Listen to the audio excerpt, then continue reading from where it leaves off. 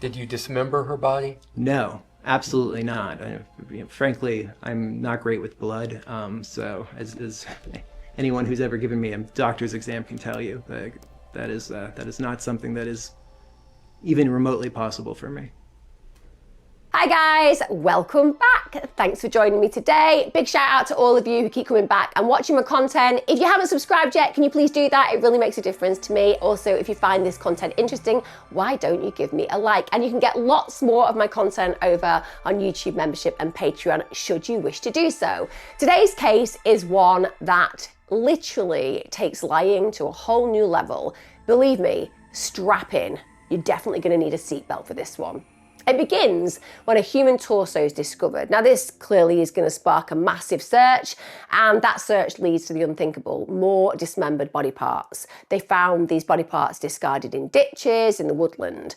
Now when they finally identify these body parts, it's actually found that they belong to a woman who's called Mindy Kassotis. She was 40 years of age at the time of her death. Her parents, however, knew that their daughter was dead, but they believe she'd passed away peacefully in hospital just months earlier. But instead, when they find out this news, they have to prepare themselves for the rest of the shocking truth to begin to unravel. Mindy had been brutally murdered. She'd also been hacked to pieces. And behind this horror lay a calculated killer who wove the ultimate web of deception, attempting to disguise their monstrous crime beneath layers and layers and layers of lies. The murder of Mindy Kassotis takes lying to a whole new level. And I mean it. It's one of those cases where you have to strap in for the ride, and you are going to need your seatbelts for this. Let's talk about Mindy and also her husband, Nick Kassotis. So the couple meet in 2015, September of that year. They meet on an online dating site called OkCupid. I'm sure lots of you will be aware of OkCupid. And they had their first date at a restaurant. Apparently they really did hit it off, and they pretty much started discussing marriage from the get-go within their relationship. Now, Nick at the time was working as a JAG at the Pentagon. Now that means he was a lawyer working in the Navy Judge Advocate General. Mindy was working at a law firm in DC before she ended up going down the non-profit route. So she went on to work for multi-non-profits. And they move in together pretty quickly in Alexandria, Virginia. They then get married in October 2016. That's literally just over a year after meeting. So this moved really quickly, and they got married at Marvin Park in Virginia. Now, Nick had actually been married before. So he'd been married to a woman called Heather Bassett. They'd married in 2009. Now that marriage was full of conflict. They'd had lots of disagreements, and it ended in 2015. This is when Heather reportedly left him for another man. Mindy, she leaves her job just before she and Nick get married, but she'd actually started an events company and a podcast as well. So she's obviously a very motivated individual. She's somebody that likes being busy, and obviously this is a new start for her with an individual that she believes matches her in many ways. Now in February 2018, Nick ends up leaving the Navy. And towards the end of that year, he begins working for a software company. Around the same time, the couple actually tell Mindy's family that they are starting to fear for their lives. And this coincides with them beginning to move house quite frequently. They basically tell family members that they believe that people are after them, and they've now got this security team that have basically found them new places to live. But you can imagine for the family, they imagine that there's something super serious going on. To actually be in a situation where you are being given a level of protection because bad things might happen to you is very serious in nature. Now, because of these threats, they didn't always tell their family where they'd moved to, and they actually start communicating through the Signal app, where messages would be deleted shortly after being received. So things seem like they are quite sinister in nature regarding the forces around these individuals, to the point where they're having to literally not even tell their family where they are and make sure that any communication is essentially encrypted and then deleted. Now, at the start of 2021, the couple moved in to live with Mindy's brother and sister-in-law, and also their infant daughter, so Mindy's niece. They move into Hilton Head, South Carolina. Mindy's parents, Betsy and Frank, they were also living there at the time. And I guess that would have ultimately been quite a nice scenario. You know, you're living with your extended family and everything would feel very connected, particularly if you're having this really disruptive time because you're feeling that your life is at threat, being in the hub of the family is certainly going to bring a level of comfort. Now, in the summertime, around June of 2022, it turns out they had to move out. And the reason for that is that Mindy's brother and sister-in-law are trying to sell their house. And we all know you want it to be minimal, don't you? You want it to be minimal. When people come around and view your house, you just want everything to be magnolia and wood and no one to be around so that people can imagine that blank canvas for themselves. So essentially they're asked to leave, but there's another reason why they're asked to move out, and that's because Mindy and Nick were not contributing anything financially. Now, if you have got a young family and you have the kindness to offer extended members of your family the opportunity to stay with you, the last thing you're going to expect is they're just going to bleed you dry to some degree. You've got to look after your bills, so taking care of 2 other adults is going to be an extra addition to your costs, and it's just unfair that they didn't pay. And Mindy's brother ended up actually having to evict them from the house. So that suggests there was probably some issues within their relationship at that time as well. Very awkward without a shadow of a doubt, particularly when you've been unbelievably kind. What is the saying? Never a good deed goes unpunished. So Mindy and Nick end up moving into a long-term Airbnb in Savannah. But again, it's showing you, isn't it, that these individuals have quite a dysfunctional experience in their day-to-day living because they don't really have roots. Now, once Mindy's brother-in-law's family move house, Mindy's parents end up moving in with Nick and Mindy at that long-term B&B. So at this point, Mindy's apparently really scared for her life. So when she's talking to her parents about these concerns, she's genuinely somebody who fears that even if she goes outside, something terrible might happen. In fact, she rarely left the house at all. She's really, really isolated. And Nick tells Mindy's family that there is a positive during this period of time. And that positive is that Mindy is expecting a baby. And that baby is due on January the 8th, 2023. Now, this is something that Nick really, really wanted. He wanted a family. And of course, for Mindy's parents, becoming grandparents again is a lovely addition to your life. So this is something to celebrate. But like I said, it's something to celebrate with the backdrop of these problems and this sinister shadow that seems to be over the family regarding the fact that there are threats to both Mindy and Nick's lives. Now we get to November 2022. This is when Mindy's parents had visited Mindy's brother and his family. It was Thanksgiving. At this point, Nick informs the family that Mindy's not been well. She's gone to hospital for problems with her blood pressure. Now, this is something the family confirmed. She did definitely have problems with her blood pressure in the past. And if you think about the stress that she was under with all these things going on in the backdrop, then you can imagine that that would send your blood pressure soaring, particularly if you had a predisposition to these issues. He said to the family that she'd actually gone to a hospital on a military base, which again seems in context when you think about the threats that they are living under and the protective mechanisms that are in place to look after them. Now, when the family returned from the Thanksgiving trip, Frank, Mindy's dad, goes to hospital for a hip operation. This is on November the 27th. So that means, of course, they haven't visited Mindy. We get to December the 1st, 2022. Frank gets out of hospital. At this point, you can imagine after having an operation, he needs a little bit of respite and care. And Nick says, look, I'll look after him. So Mindy's mum at this point, Betsy, is able to go to work because you don't want any additional financial pressures when you're facing rehabilitation of your partner who's just been in hospital. So it's really helpful that Nick's going to do that. But when Betsy comes home from work, Nick isn't there. Frank's home alone. Now, after a few minutes, Nick arrives back home. Understandably, Betsy believes he's gone to see Mindy because she's been in hospital, she hasn't been well, and she automatically says, how's Mindy doing? At this point, Nick becomes hysterical. He's absolutely crying, devastated, and he manages to get out the fact that Mindy's sadly passed away. This devastating news obviously hits them all hard. He says she's not coming home, and he couldn't actually express much of what he was saying. In fact, Mindy's parents couldn't really understand what he was saying because he was so beside himself. But in the end, he manages to say that Mindy hadn't been responding to his texts that morning. But he just thought, she's in hospital, she's not been so well, she's resting, she's sleeping. And he said, I don't really know what happened, but I know that she's dead. I've not really got the information yet. I'm going to go to the hospital and speak to them tomorrow. I'm going to find out more.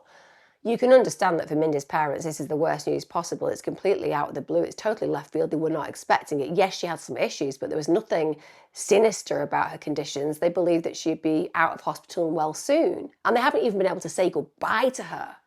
Now, after Nick goes into hospital and speaks to the doctors to just find out what on earth has happened to Mindy, he tells Mindy's parents that essentially she needed to use the bathroom. So the nurses had basically unhooked her from all of the machines to let her go. And then as Mindy's in the bathroom, the nurses were called away to care for another patient. Mindy then gets back to her own bed. And at this point, she sadly has a stroke. Now, she was disconnected from the machines because the nurses were tending to other people and she'd been to the bathroom, so they were not alerted to the fact that she'd had a stroke. And because there wasn't immediate attention, he's suggesting that's how she died. So that's an absolute tragedy for the family. And like I said, Mindy's parents haven't even been able to say goodbye to their girl. She went to hospital with high blood pressure and she's never coming home. They never even got to visit her. And this is where the story becomes very strange. Because on Friday, December the 2nd, 2022, a man called David Lovett is at the Portal Hunting Club in Riceboro, Georgia, and he shoots a deer. When he goes to look at the deer that is killed, he just notices something in a ditch. And this is a guy who's a hunter. He's used to seeing animals in different situations, so he's got a keen eye. Now, at first, he thinks it's a wild hog. He thinks it's a wild hog that's laying standing water. There'd been really heavy rainfall in the area, so it kind of made sense to him. His brain did that gymnastics and comes to that conclusion. On closer inspection, though, he realises that isn't a hog. And to his horror, he realises that what he's looking at is a naked human torso. So he informs the authorities and the grounds very quickly become a crime scene. Then they begin the search for further evidence. And obviously the most important part of that is to find the other body parts. Now, a knife is found at the edge of the woods, and they also managed to uncover a human leg, which is found about 20 yards away. They then bring in a canine search team to aid the investigation. Because dogs are amazing, aren't they? And once they get a scent, they're very quick to uncover anything related to that scent. Now, on December the 5th, at around 11 a.m, John Murphy's with the canine team and he's at Branson Cemetery Road. It's around 3 miles away from where the torso had been found. He's again been instructed to try to find any more body parts, and one of the things they're looking for is a leg and another thing is a head. And he makes a really grisly discovery. He finds a left leg in the woodland about 30 feet away from the road, and he actually notes there are maggots on the leg. In fact, the foot had been partially eaten. They believe some small animal had tried to consume it. Now, with both of the legs, the femurs had been cut and the bone was sticking out of the end of the leg. So clearly, this is somebody who's been dismembered. And then the dog later alerts to a plastic Rubbermaid tote in some bushes. John looks inside that, and again, he discovers the most horrific things because there was a lot of blood inside it. And he later actually finds the lid for the box. He finds some clothes. They're also discovered in a ditch. Now, on December the 7th, the head's located. Now, unlike the rest of the body, it had been buried. So the person who had cut that head off, they felt that that was a clear identifier of the body. So by burying the head and hoping that wouldn't get discovered, they're obviously believing that maybe it's going to make it more difficult to locate who this individual is. Understandably, for the authorities, it's really difficult when a body is found in this way to actually identify who that individual is, particularly if the individual hasn't been flagged up as missing. Now, they estimated the body parts had been dumped on November the 27th, 2022. So the police then released a description. They're appealing to the public for information. And they said the remains are that of a white female with brown eyes and shoulder-length brown hair, approximately 5'9" to 5'10" in height, and approximately 185 to 200 pounds, with an age range of around 20 to 50 years of age. They also noted that the body had no scars, no marks or tattoos. They did say there was a single tooth implant in the upper right jaw.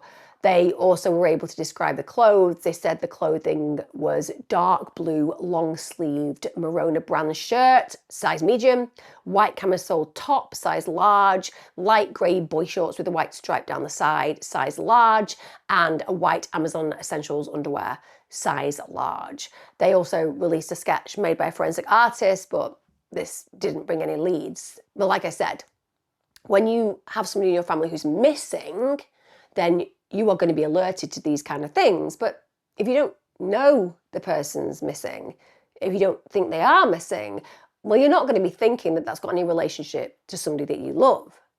Now, on May the 11th, 2023, the unbelievable happens. That body was identified as Mindy Kassotis, the woman who died in hospital of a stroke. They'd used genetic genealogy, and when they did that, they matched the DNA from the body parts to Betsy, Mindy's mother. Now, Betsy then provided a swab that then confirmed that the body was indeed that of Mindy.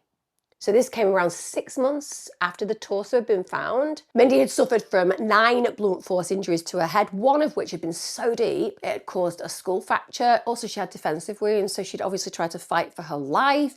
She had 3 stab wounds to her abdomen as well. So this is a protracted, violent death to experience. Now, the autopsy also discovered that she wasn't actually pregnant. Bear in mind, she was meant to be giving birth within the months after when she died. So they should absolutely have been able to find an indication that she had been pregnant at the time of her death.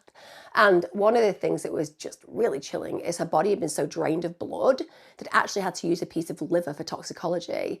Now, bear in mind, usually blood from the heart would be sent for this. So that's how badly her body had been drained. So she bled out. Now, when the home where Mindy and Nick had lived together was searched, they said it was clear a bloodletting event had happened there. They found a blue futon that had a significant stain which looked like blood, and when investigators cut it open, the mattress padding underneath the area appeared to have been saturated in blood as well, which is just a horrific image to conjure in your mind. They used Blue Star to confirm the presence of blood as well, and they also found blood under the rug with the Blue Star, which had not been actually visible to the eye, and that was later confirmed to be Mindy's blood. Now, the knife and storage tote that was found near the torso were found to be positive for blood, but there was actually a limited amount of DNA that was recoverable, so they were actually unable at this point to match it to a specific person. Now, on May the 12th, 2023, Nick Kassotis was arrested in Lancaster, Pennsylvania, because let's be clear, they went to his home, which he shared with his wife, and they've got all this incriminating evidence, so clearly their finger is pointing directly at him. At this point, he's charged with 12 counts in total. This included malice murder, felony murder, aggravated assault, tampering with evidence, and the removal of body parts from the scene of death or dismemberment. Just horrific. We're talking about his wife here. We get to the trial. That takes place in August 2025, and here he pleads not guilty. Not guilty. I genuinely can rarely wrap my head around these pleas, because if you just sit and think about even the minor detail I've given you so far regarding what they found at his home, the idea of saying that you've had nothing to do with your wife being killed, even though with respect you've also lied to her parents about her dying naturally in hospital, how you don't believe that this is directly incriminating you, I have no understanding. I genuinely don't. The narcissism and arrogance within it, the superiority belief system in his own prowess to somehow get off is pretty blindsiding. So the trial takes place because understandably he's saying I'm not guilty. And his defense before the trial actually made a motion for directed verdict. So this is a legal ruling where a judge instructs the jury to return a specific verdict such as not guilty. And the reason for this is they'll say the evidence presented by the opposing side is so insufficient that basically no reasonable jury could find otherwise. So they're saying that the only evidence that tied Kassotis to the murder was that his car had been seen near the location where Mindy's body was found, and that his phone was also in the general area at the time, and that Mindy's blood was found at their home. Just let that sink in. Sorry, can we just rewind a minute? So what are you asking the court? We're asking the court to demand that the jury find a not guilty verdict. Okay, why? Well, we're saying that all you have is circumstantial evidence. There's actually nothing really tying our client to the murder. Are you really saying that as a defense? We are saying that. It's just, I'm just going to throw it out there. And I just work in the canteen, so I really have got nothing to do with the actual presiding over this case and being on the jury. But just like from the, little threads I've got, was his literal wife's blood found at the home that he shared with his wife? Yeah, soaked through, actually, yeah, like a bloodletting event had happened. Was the knife found that didn't have his DNA but seemed to indicate that he'd had something to do with the killing? Yeah, but again, there was no DNA, so was it him? Also, wasn't he in the specific area where the body was dumped and suggests that he was definitely present? Yeah, but we're saying, these things happen. Coincidence. Correlation does not evidence causation and all that. Okay, I'm just going to go back and carry on with the sandwiches now. I don't know whether the jury are going to require them because it will only take them 8 seconds to realise how mad your defence is. Honestly, I just don't get it. But we're going to go down that road because the defence are claiming it's just circumstantial. Basically, the defence says, listen, there was no fingerprint evidence, no DNA of Kassotis at the location where a body was found, no witnesses, and no murder weapon. Think you'll find that you don't need a witness for a murder for it still to be murder. It's crazy to me that we've got to a position in the legal system where it's almost like if it didn't happen on CCTV, then it didn't happen at all. Now, like I said, this is their legal defence. There were no witnesses. They didn't actually see him where the body was found, and they haven't actually got the murder weapon with DNA, so therefore was it actually the murder weapon? That is the defence. Now bear in mind, they did have CCTV evidence from November the 29th of Kassotis buying a knife similar to the one that was found at the crime scene. Sorry, we're still going down the route that this wasn't the knife. Yes, absolutely, it was a knife that looks exactly the same as the one at the actual crime scene. We actually have the barcode of it so that we can correlate the knife, and it was indeed exactly the same as the one found there. But what we're saying is it wasn't the actual one used. So it was just, again, correlation doesn't equal causation. Seriously, I reckon that Nick Kassotis should have that tattooed on his head. Anyway, again, they can't actually prove that this was definitely his knife. So even though the prosecution are like, well, this seems like pretty strong evidence, the fact that he's bought a weapon that was exactly the same as the murder weapon that was used, the defence are again saying, no, it could just be a similar one. You can't prove that this was actually his. And also, at the end of the day, we don't believe that that knife was used to dismember Mindy anyway. And we don't believe that he was the one to use power tools to cut through her bones afterwards either. Now, the judge who was listening to this just said, listen, mate, the court believes there is an abundance of evidence that points to the defendant, albeit circumstantial. So guess what? We're denying your motion, and rightfully so, because with respect, there is absolutely no way that the jury should be ordered to find him not guilty. There is a lot of evidence that is very damning against him, and that's not even the half of it, guys. Now, when it came down to the prosecution, who I believe had an incredibly strong case, they argued that Kassotis had killed Mindy, and the reason they believed the motive was there for killing her was that she wasn't actually pregnant, and he was really angry. He wanted a child, and he was devastated by her betrayal. And essentially, this is why he hit her around the head many times, stabbed her in the abdomen, and then chopped her body up and dumped it like it was rubbish. Also burying the head, obviously trying to not get caught for this crime. It's also why he is somebody who probably feels that he has a right to walk free because he believes that she deserves it. Let's put it in context. This kind of a predator always believes that they are right. Somebody had dared to betray him, and these are the consequences for those actions. Also, it turns out that he had been talking to another woman at this point, Samantha Kolsnick. So he's lining up the next potential victim after he's got rid of his wife, obviously somebody that he thought is going to provide him with whatever he wants. And this had been an online relationship. So before Mindy was actually murdered, he's, like I said, lining someone else up. And bizarrely and really disrespectfully, he married Samantha not long after Mindy's death, no doubt playing the I'm just a grieving widow card, you know?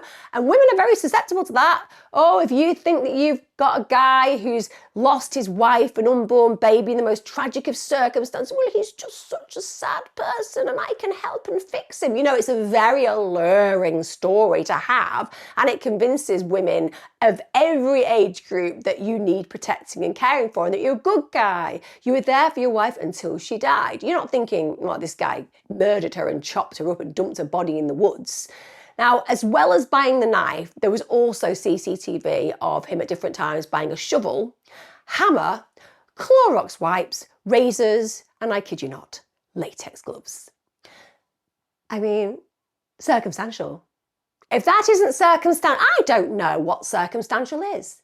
I mean, if I'm not out at Tesco's buying Clorox, rubber gloves, spades, I don't know what I'm doing on a Saturday afternoon. I really don't. Who isn't doing that every single week of their lives? Now, in court, a forensic etymologist actually said that the maggots found in Mindy's leg indicated that her death could have been any time between November the 27th and November the 30th, 2022. And the prosecution argued that at this time, Kassotis was the only one with access to her. And bear in mind, we know that she didn't even want to go out because she was fearful for her life, because she was convinced that there were people out to get her, because that's what Kassotis had been telling the wider family.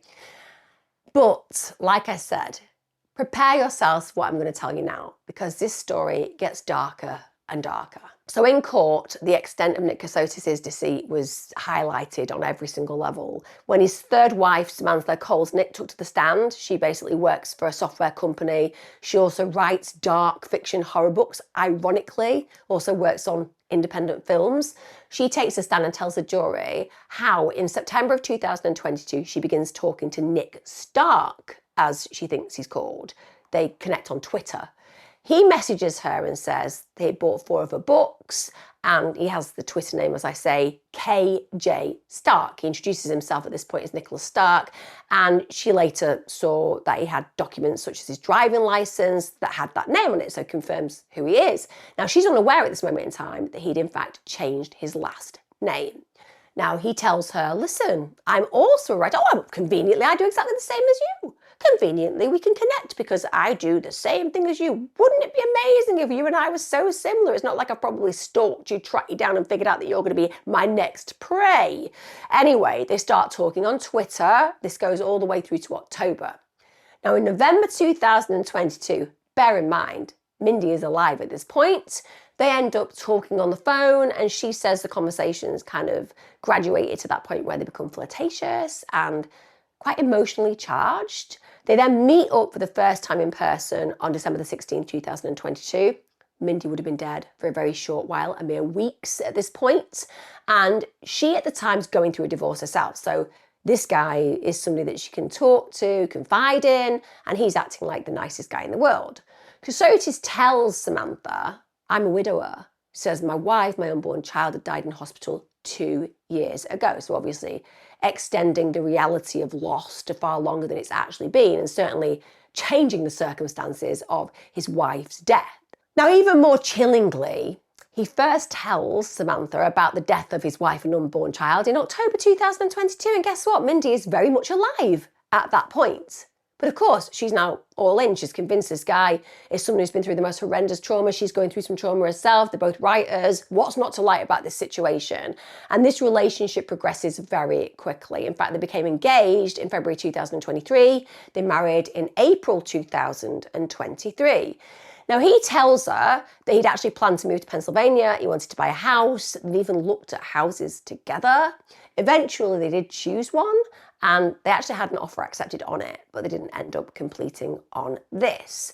They'd even spoken about having kids. She went to a preconception appointment. She was fully unaware that Kassotis had been lying to her until the day of his arrest. That happened in May 2023. So she is just all the while thinking she's met the man of her dreams, thinking about her future with him. They're going to get married, they're going to have kids, it's going to be amazing, they're going to have this house. And then actually she realizes that she's been spending her time with a wife murderer. Now, when she was asked about this, she said, I don't think words will ever capture how it felt. But if I had to choose some words, I'd say horrified, shocked, traumatized, violated, deceived. And she was then granted an annulment due to Kassotis' fraud. She'd married him under completely different belief systems. And I feel so sorry for this woman. You know, they are newlyweds. They're discussing all of these positive things about the future. Her previous marriage had fallen apart. She thought she'd found somebody that she could move on with, that she could build a life with. And then all of a sudden that life is just ripped from underneath her in an instant. And she learns that everything that she believed she knew about this man, this new husband, was a lie. And she's been sharing a bed with a killer. He's murdered his previous wife. If you go through that, how are you ever going to, in the future, trust another human being? It's the most traumatizing thing to happen.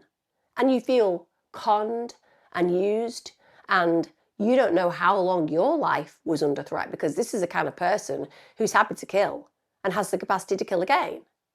Now, they brought Mindy's devastated mother, Betsy, into court.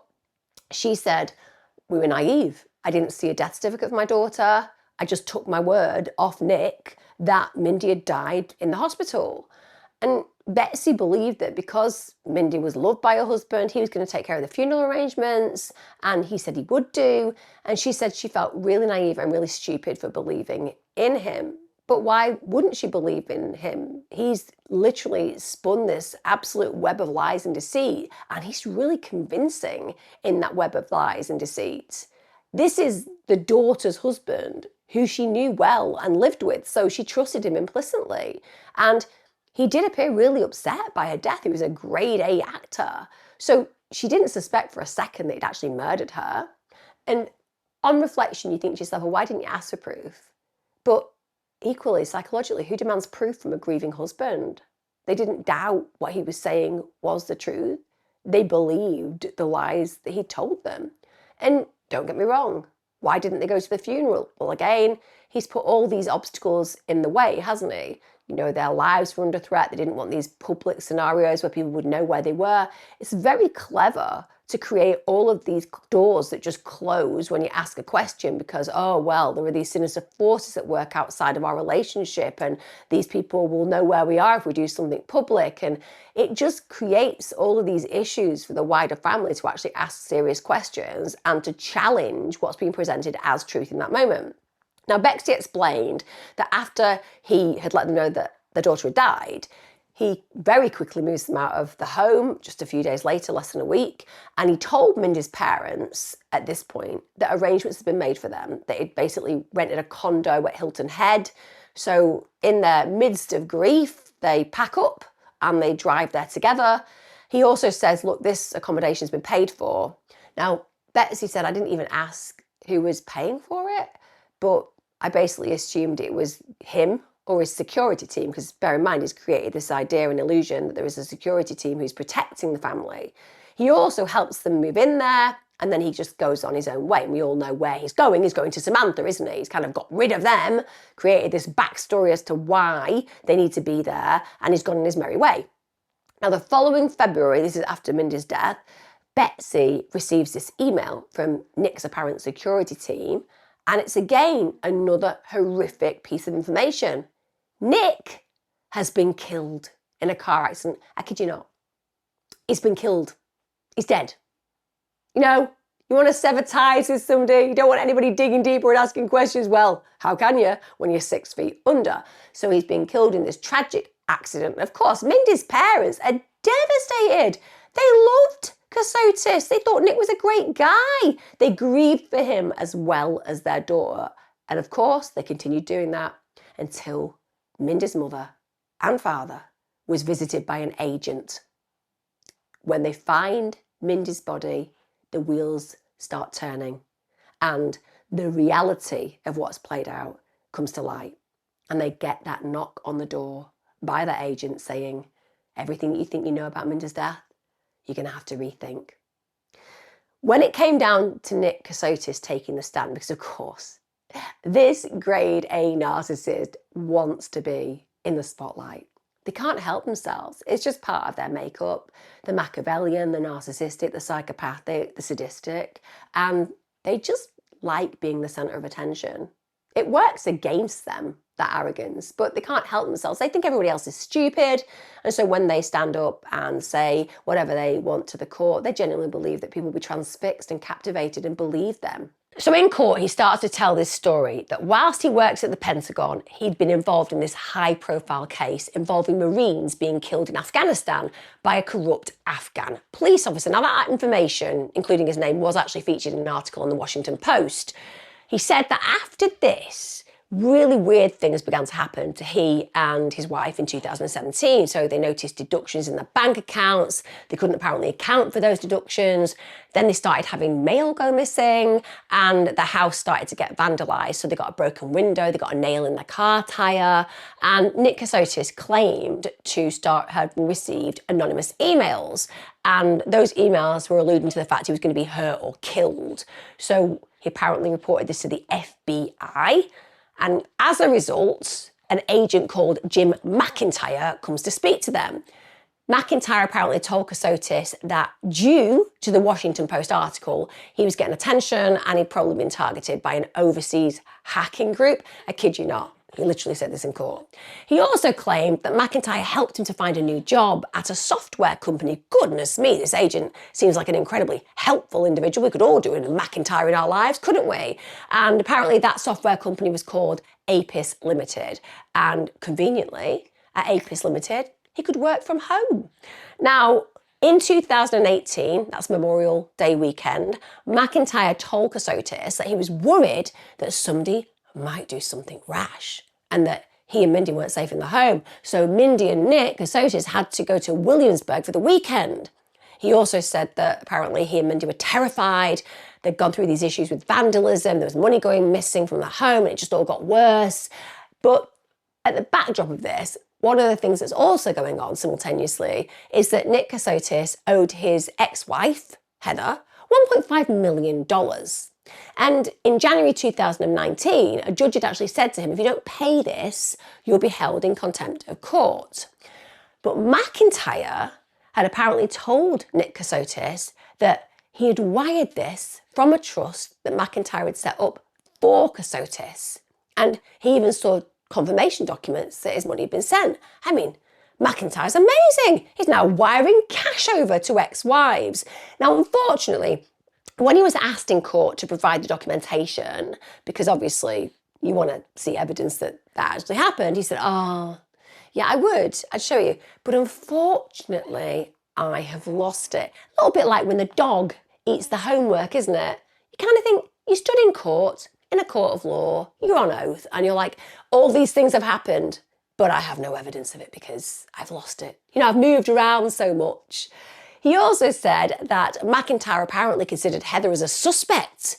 So now the ex-wife, Heather, she's potentially somebody who could have been targeting the couple, but eventually McIntyre ruled her out. By the way, no one can find who McIntyre is. It's not like he's come into court going, yeah, that's exactly what happened. But let's crack on.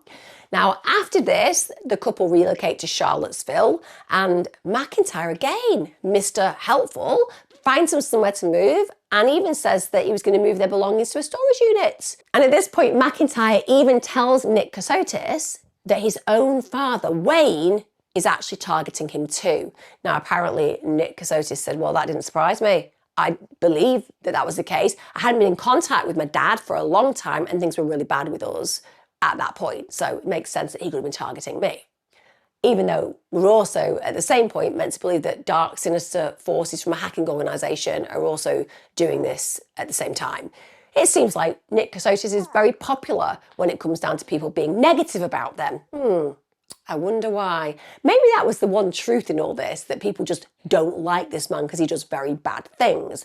Now again, at this point, McIntyre's put Nick Kassotis in touch with a therapist who basically tells him that he shows repressed signs of abuse at the hands of his family. So now his father isn't just targeting him, he's also somebody who's probably abused him.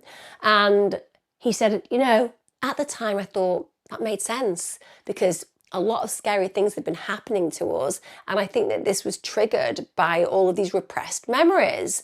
And one of the things that Nick Kassotis told the court was that at one point he was attacked from behind. He'd been hit by something like a baseball bat repeatedly over the head, also kicked in the face. but apparently didn't know who'd done this, didn't call the police about this. But hey, at the end of the day, why would you need to go and seek treatment if you've been hit repeatedly with a baseball bat over the head and kicked in the face? I mean, who knew? You can just get up and walk away from those kind of attacks, apparently. And again, miraculously, the hero McIntyre steps in, takes him to a medical centre for his treatment the following morning. Of course, no evidence of that, but hey, he was dazed and confused. He'd been hit by a baseball bat. What kind of medical centre did he go to? He couldn't possibly describe it because he was so concussed. He also tells the court that they basically moved houses fairly regularly after this, and as far as he was concerned, McIntyre was once again arranging the payments from the trust fund he'd set up for them to pay for all of this. I mean, McIntyre sounds like a veritable character from some kind of movie where, you know, there are these overarching individuals with all these billions of pounds that at the drop of a hat can just protect people that are super special in this world. And McIntyre certainly seems to be fitting that particular type of characteristic. He also allegedly found the rentals they were staying in, would tell them that they were moving at literally a drop of a hat with only an hour's notice. He said in one 6-month period, he believed that he and Mindy moved 15 to 20 times. Where did you stay in Beaufort? Again, we moved regularly, probably another, 15 to 20 places there. Now, you won't be surprised to also know that apparently at this point, Mindy started suffering health problems. That would actually make sense. I mean, 15 to 20 times would drive you to the brink, wouldn't it, of insanity in a 6-month period. I mean, that's ludicrous. And apparently McIntyre took her to hospital at one point. But again, she can't actually tell the court whether that was true because she's dead. And he said, I didn't actually go with them at that point, so I can't tell you what happened during that appointment or conveniently where the appointment happened. And it's at this point that the story becomes even more unbelievable because apparently Kassotis found out that that money for his rent that, hero McIntyre is paying was actually being borrowed from a friend. Yeah, so somehow McIntyre had managed to get one of their friends to lend them the money. And of course, when Nick Kassotis finds out that a friend's been paying the rent, he can't believe it. And he challenges McIntyre on it. And this is what McIntyre says. You know, Nick, I'm not an FBI agent. Why would you think that? Because apparently you told him that in this bizarre story that Nick Kassotis is talking about. And then he says, what actually happened is he came out and said, no, I'm actually the majority investor of the software company you are working for. I swear to you, I'd have quite enjoyed being in a jury listening to this case because it is absolutely bizarre. I mean, if you take away the horror of what we're talking about, because you have to remember that Mindy was murdered brutally in this way, but there is something almost comedic about the level of arrogance this killer just exhibits to those individuals listening. I mean, he's talking absolute rubbish, and it doesn't take anyone with an ounce of understanding about what a liar is versus what a truth teller is to actually be able to discern that because it's so obvious. So yeah, apparently he's not a FBI agent. McIntyre isn't a hero that he imagined protecting him from the security services. No, he's the majority investor of the software company that Nick Kassotis is working for. Did you inquire of Jim McIntyre why he was doing all of this work for you if he was not with the FBI? Absolutely. What did you learn? I learned that he was the majority investor in this company that I was working for. Now, Nick Kassotis says, at the point where I find out that McIntyre's been lying to me, ironically, I was just so distressed by this. I thought to myself, I'm just going to cut ties with him. I don't want anything to do with this guy who actually owns the company I'm apparently working for. I don't want anything to do with him anymore. He's lied to me, he's betrayed me, and, I can't be around liars. Again, another ironic statement. But Mindy apparently said, no, we can't. He's our angel, and we should keep trusting him. And so Mindy and Nick apparently had this big argument about this because she's so naive. But at the end of the day, he also has to go with her wishes, doesn't he? So it's at this point they're moving with Mindy's brother and family. And at this time, McIntyre was still apparently controlling their finances. Now, I don't know much about what cases the FBI take on, but this doesn't really sound like something they would have, even from the very get-go. So okay, he's apparently had it revealed that McIntyre isn't an FBI agent, but certainly even from the get-go, why would you believe the FBI cared about you to this degree? I mean, let's just put it in the context of there was a hacking group who was stalking them. There was some mild vandalism taking place at their home and so on and so forth. let's be clear. There are full-blown stalking cases where the police genuinely don't take things seriously, and vandalism most police officers don't even get called out for. So I do struggle to see why Nick and Mindy believed the FBI was so interested in the case when, let's be clear, there wasn't even a particular suspect in mind. But what I do believe is that Nick was very convincing where Mindy was concerned and managed to twist and distort reality to a point where she genuinely believed that they were at risk. And again, McIntyre seems to be doing an awful lot, doesn't he? Going above and beyond for this couple, finding Nick a job, setting up trust funds, moving his items to storage. Agents don't do that. And why would you trust him with all of your money? But again, this weird story that he recounts very confidently in court, it sounds so far-fetched. And yet, with respect, for this man who's been living in this delusion for such a long time, convincing everyone around him with this delusion, continuing it on the stand is just an extension of the web of lies that he's been carving for so many years. Bear in mind, the most convenient part of this for Nick Kassotis is that he has literally no proof whatsoever of the existence of McIntyre. But we also have to remember in the background of this, Mindy believed that McIntyre existed. Mindy believed that she was a victim in this situation. She must have lived in horrendous fear. And all the while, this coercive controller, this predator she's married to, she has no idea exists. She's no idea of how dangerous her life is every time she goes to bed each night with this wolf in sheep's clothing. Now, Kassotis said that at the time of Mindy's death, he genuinely thought that she was 8 months pregnant. He said that she had told him she was pregnant whilst they were still living with Mindy's brother. Why did you believe Mindy to be pregnant? Mindy told me that she was pregnant. When did she tell you she was pregnant? We were still at Frank and Megan's when she said she had taken a pregnancy test and that it was positive.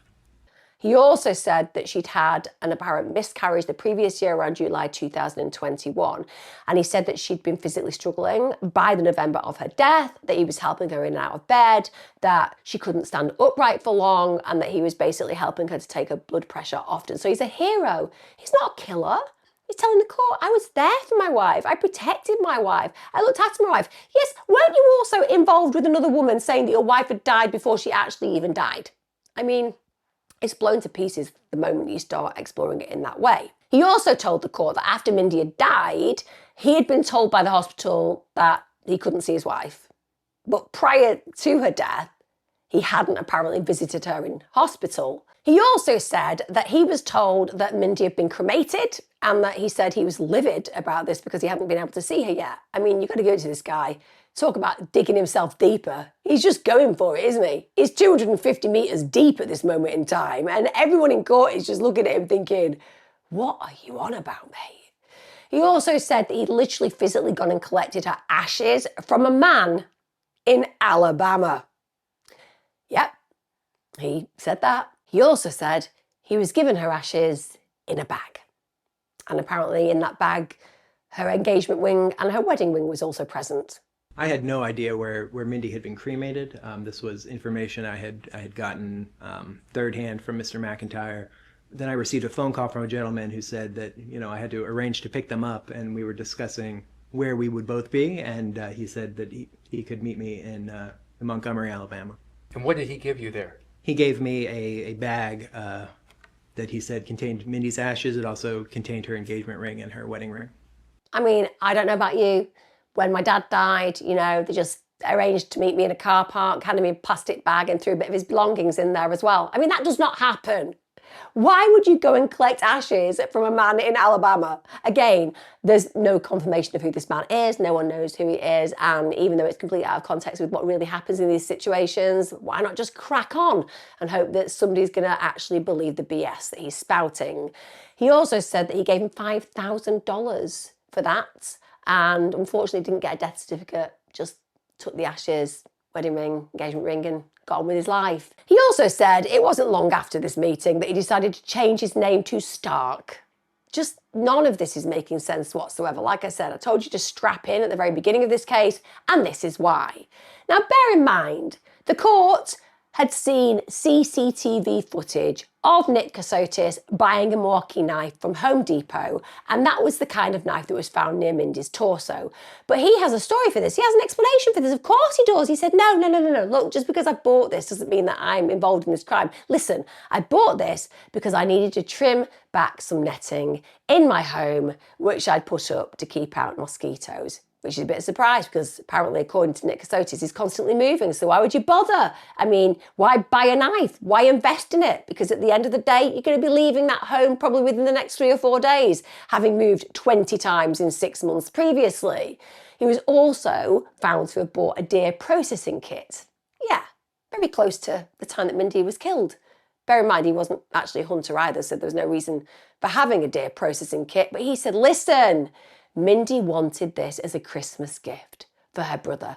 I mean, when you're sitting down and you're thinking about potential presents for your brother, when aren't you thinking about a deer processing kit? Every single year, I think about presents for my siblings and I'm like, shall I go for the deer processing kit this year, the crossbow, or that incinerator for the garden? Oh, I don't know. So many things to choose from.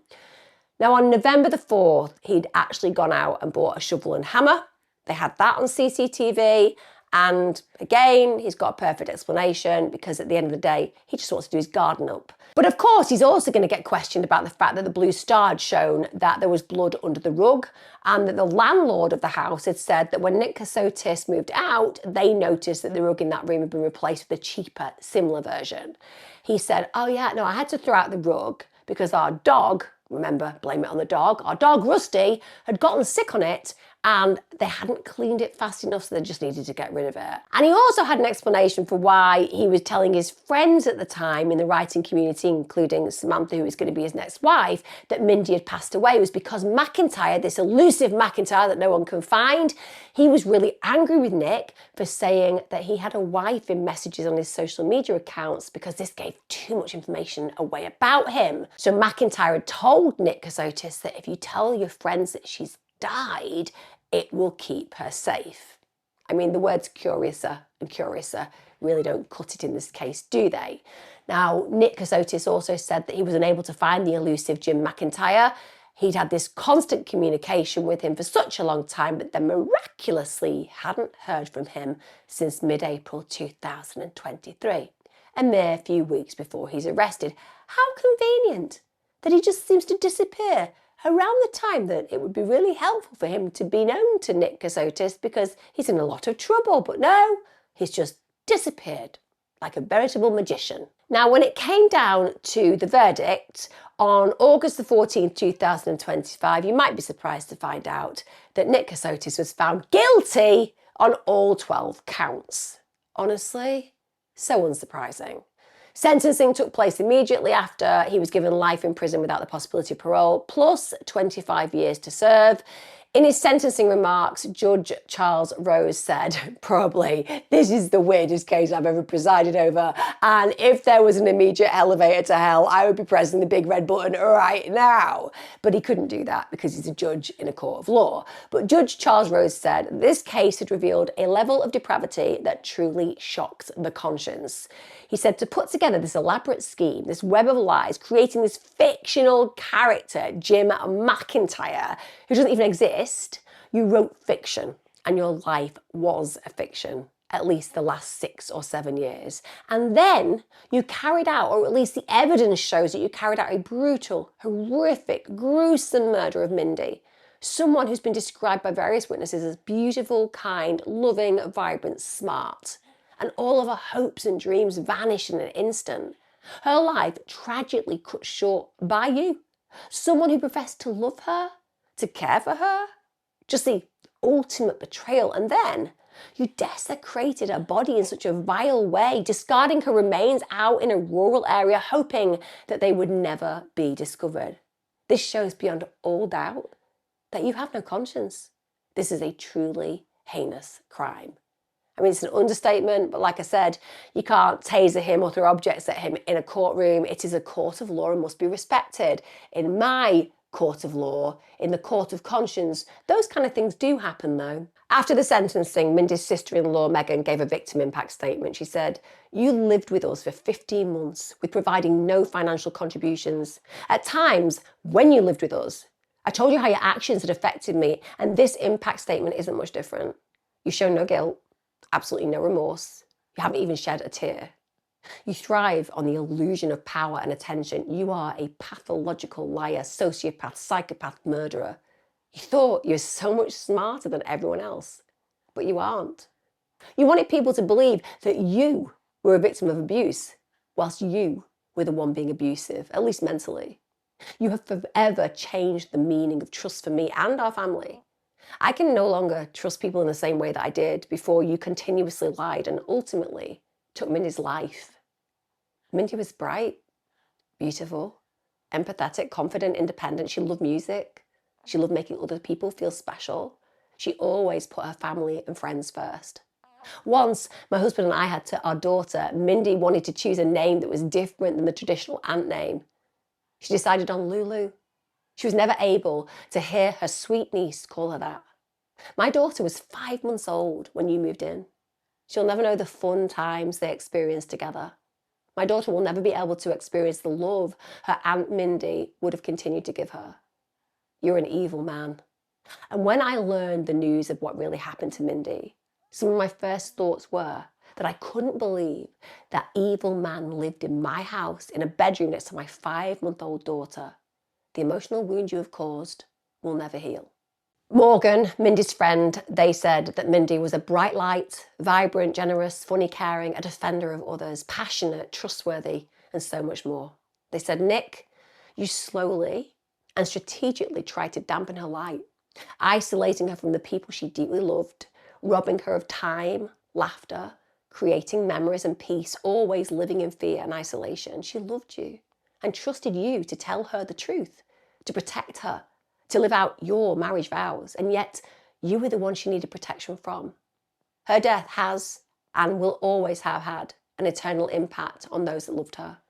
There are dinner tables and holiday pictures and memories that will be absent of her. There are little girls that are growing up without their fairy godmother. There are friends who will always ache to dress up and go out for drinks again. There are email inboxes void of her opinions and the latest happenings in politics, friends who can't expect her to stand with them in their proudest and hardest moments. My everyday life is now filled with the awareness that my friend was living and suffering within walking distance of my house, and I never knew. Your conviction can't bring her back. It just means that you can't do it to anyone else. You may have taken her life, but you'll never be able to take her legacy, and she would want you to know that today." They also had a victim advocate statement read out from Samantha Kolsnick. Obviously, this is his third wife, and this was also presented as evidence of aggravation in the case. It read, "I feel Nicholas is a true and constant danger to everyone he meets. I feel that if given the chance, Nicholas will continue to exploit, abuse, deceive, and harm others. I strongly feel and believe that Nicholas is a danger to society and he must be held accountable. On the date of his arrest, when I found out that Nicholas Stark was not his real name and that Nicholas had been lying to me, my entire world turned upside down. My sense of trust shattered. I felt humiliated, deceived, traumatized, and unsure if I would ever be able to feel joy or hope or trust again. Everyone trusted Nicholas. He knew it. And he privately relished and delighted in lying to them and in abusing that trust. He's a man who delights in deception, a man who thinks that he is smarter than everyone in the room he walks into. I will forever be haunted by what would have potentially have happened to me if he had not been arrested. I fully believe that the wonderful law enforcement agencies saved my life that day. I was diagnosed with PTSD as a result of his cruel actions towards me. I have flashbacks, nightmares, and panic attacks. I do not feel Nicholas feels 1 ounce of shame or remorse for his deception of many people." She also said, very tellingly, that she felt raped by him, not just deceived. She said she was unable to provide true consent because he lied about his entire identity, and I completely relate to that. I think she's completely correct. She also asked for him not to be able to be allowed to do paid interviews, write books, or to sign film deals, because you can imagine there are a lot of people out there who want that story. She said Nicholas, due to his sick need for control and his sadistic desire, will humiliate and defraud others and will absolutely try to profit off his crimes in prison.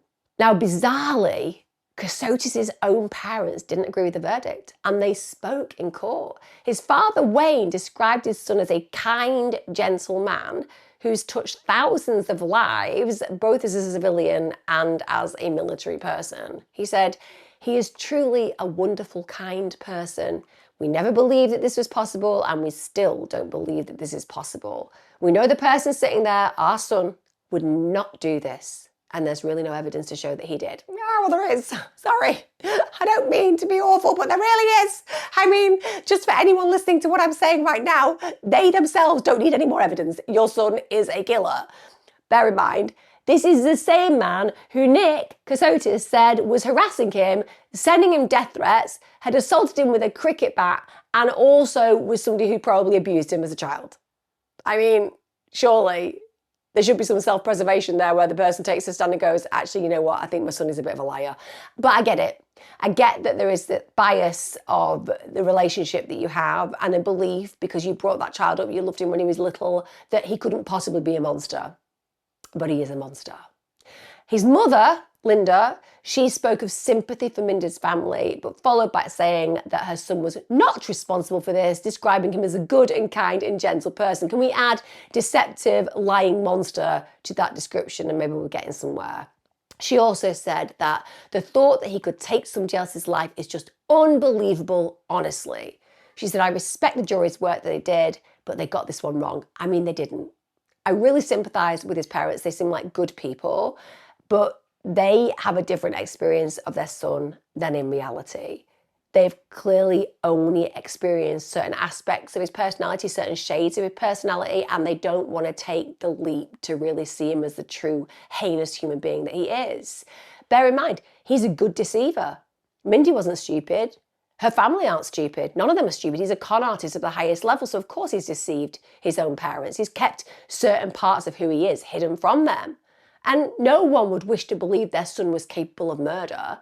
And they believe that he is innocent and hold on to that, because to believe that they birthed a monster is absolutely devastating. So they hold firm to the grip of a non-reality, because reality is far too painful to bear. When someone you love is convicted of something as extreme as murder, it's not just shocking, it is identity shattering. So you can see that families will often go into a psychological state of cognitive dissonance, that they cannot believe two opposites to be true in the same moment. I love my son, he's a good person. My son is a murderer, he's evil. You can't hold those in the same moment. Cognitive dissonance occurs, and therefore you think to yourself, I'm going to stick with the facts that I know about the person, and that is that he is loving, and that is that he is good, and that is that he is innocent. This is the little boy they raised. They celebrated all his milestones, his achievements. They trusted him. Their denial, whilst difficult to wrap our heads around, is an act of love, an act of loyalty, albeit one that blinds them to reality. It's just easier for them to believe that he's involved in a miscarriage of justice, to believe that the jury got it wrong, not right. And holding on to that narrative of innocence, it isn't unusual, because it basically protects the family from dealing with the unbearable psychological pain of coming to terms with the person that they brought up.